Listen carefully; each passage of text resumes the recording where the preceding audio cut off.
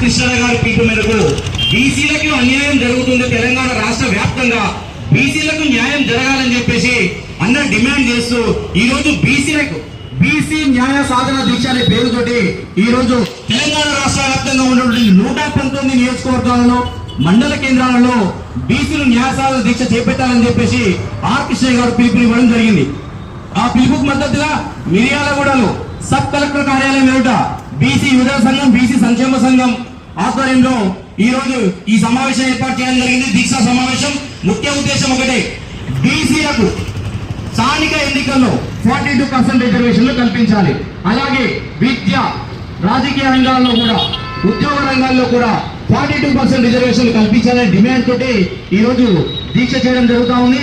ఎందుకంటే బీసీలకి 42% రిజర్వేషన్ కల్పిస్తామని చెప్పేసి ఆ రోజు ఎన్నికల మేనిఫెస్టోలో భాగంగా రేవంత్ రెడ్డి గారు ప్రకటించడం జరిగింది.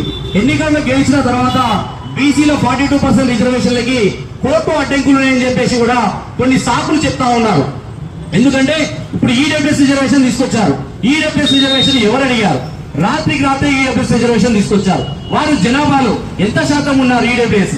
ఇప్పుడు ఆ జనాభాలో ఈడబ్ల్యూఎస్ రిజర్వేషన్ అంటే ఎకనామికల్ వీకర్ సెక్షన్. ఈ వీకర్ సెక్షన్ లో ఎంత మంది అగ్రవర్ణాలలో పేదలు ఉన్నారు? కనీసం లెక్కలు కట్టారా మీరు?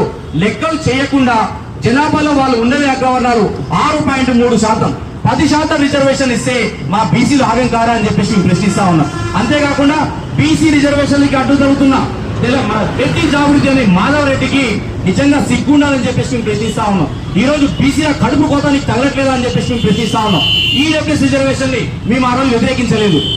ఎందుకంటే అగ్రవర్ణాల పేదలకు కూడా ప్రభుత్వ సంక్షేమ పథకాలు అందాలని చెప్పేసి కూడా మేము కోరుకున్నాం. ఏంటంటే ప్రతి ఒక్కరు కూడా భావి భారత పౌరులే, ప్రతి ఒక్కరికి కూడా న్యాయం జరగాలని చెప్పేసి కూడా ఆ రోజు మేము ఎవరు కూడా ప్రశ్నించలేదు. ఎందుకంటే అగ్రవర్ణాల పేదలకి వాళ్ళు నిజంగా చాలా మంది కూడా కూటికి లేని వాళ్ళు ఉన్నారు, వారికి న్యాయం జరగాలని చెప్పేసి మేము ఆ రోజు కోరుకున్నాం. కానీ ఈ రోజు బీసీలలో అనేక మంది పేద వర్గాలు ఉన్నాం.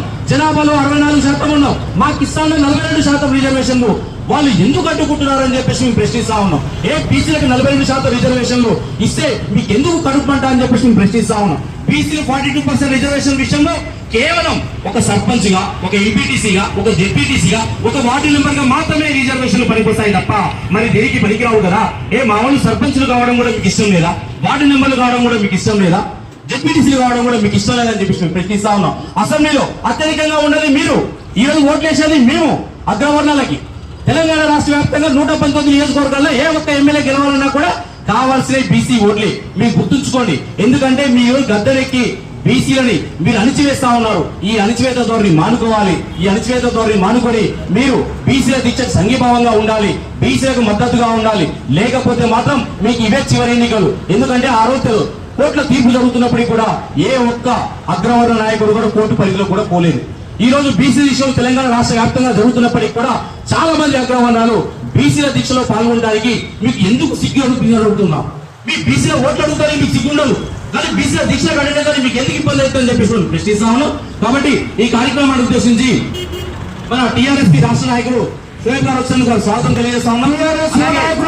షోయబ్ గారు ప్రత్యేక ధన్యవాదాలు. టీఆర్ఎస్ యువ నాయకులు మంచి యంగ్ లీడర్ షోయబ్ అన్న గారికి థ్యాంక్ యూ. షోయబ్ అన్న గారు బీసీ సంఘాలకు మీరు సంపూర్ణ మద్దతు ఇచ్చినందుకు షోయబ్ గారికి ధన్యవాదాలు తెలుపు.